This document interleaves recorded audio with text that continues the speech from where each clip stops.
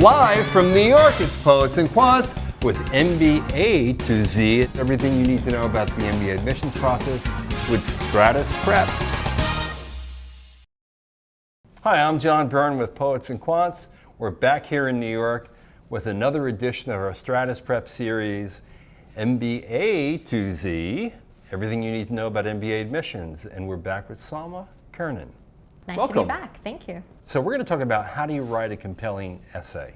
Everyone's story is unique, but of course telling it in a compelling way is much more difficult. How do you do it? So that's a very, very interesting question. And the trick really is to be authentically yourself, to really talk about the rationale, about where you're going, where you've been, what you need to get you there. It's kind of tricky because some people say you should be vulnerable in your essay, and others say you should come off as really strong. Is it a combination of the two? I think it depends on the person. Because again, you're looking at the entire application, not just the essay. So you have the opportunity to talk about certain aspects in the letters of recommendation, the resume, the short answers, and then the essay.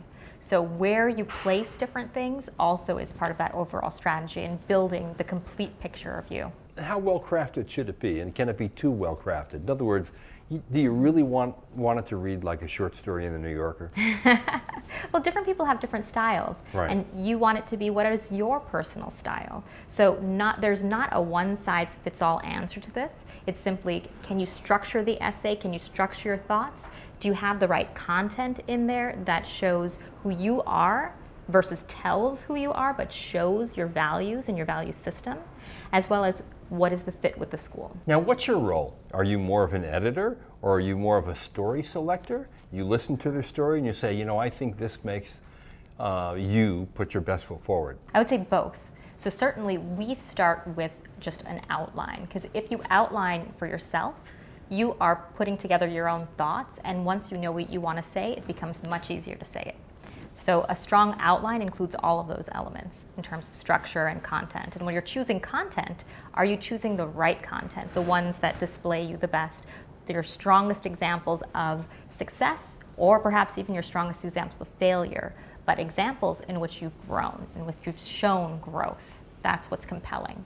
So if you want to be compelling, you better talk about, you know, how you have learned from situations and experiences, and then put your own spin on it. And the biggest mistake people make when writing an essay is what?